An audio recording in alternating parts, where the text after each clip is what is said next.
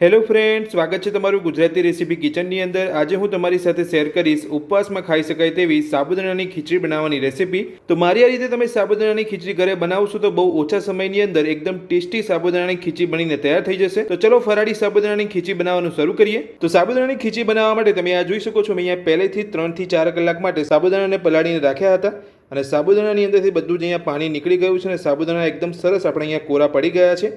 અને સાથે ખીચડી બનાવવા માટે તમે આ જોઈ શકો છો, મેં અહીંયા 2 મીડિયમ સાઇઝના બટાકાને ઝીણા સમારીને લીધા છે। તો હવે આપણે સાબુદાણાની ખીચડી બનાવવાનું શરૂ કરીશું। તો સાબુદાણાની ખીચડી બનાવવા માટે તમે આ જોઈ શકો છો, મેં અહીંયા ગેસ ઉપર એક કઢાઈ મૂકી છે।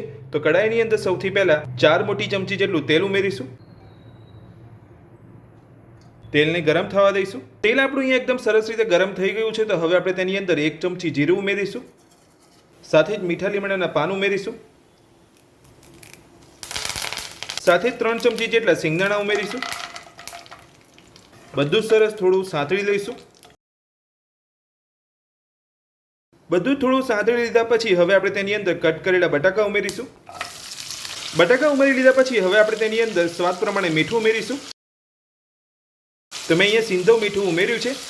તો બધું જ મિક્સ કરીને આપણે અહીંયા બટાકાને થોડા કૂક કરી લઈશું।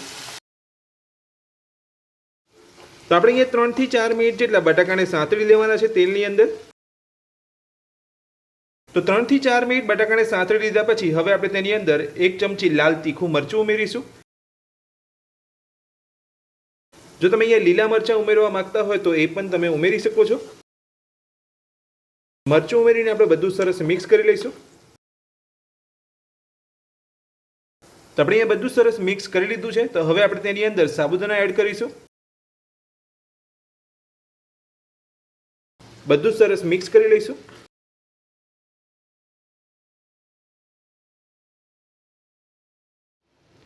તો સાબુદાણા ઉમેરીને આપણે અહીંયા બધું સરસ મિક્સ કરી લીધું છે। તો હવે આપણે ખીચડીને ઢાંકીને 3 થી 4 મિનિટ માટે કૂક થવા દઈશું અને ખીચડીને વચ્ચે વચ્ચે આપણે ચેક કરતું રહેવાનું છે। તો ખીચડીને ઢાંકી અહીંયા 3 થી 4 મિનિટ જેટલો સમય થઈ ગયો છે અને મેં અહીંયા ખીચડીને એકવાર વચ્ચે ચેક કરી લીધી હતી। તો હવે આપણે ખીચડીને ફરી ચેક કરી લઈશું। તો તમે આ જોઈ શકો છો, ખીચડી આપણી એકદમ સરસ અહીંયા કૂક થઈ ગઈ છે। બટાકા પણ આપણા એકદમ સરસ અહીંયા કૂક થઈ ગયા છે। તો હવે આપણે તેની અંદર 1 લીંબુનો રસ ઉમેરીશું, સાથે જ 2 ચમચી ખાંડ ઉમેરીશું, સાથે જ ઝીણા સમારેલા લીલા ધાણા ઉમેરીશું। બધું સરસ મિક્સ કરી લઈશું।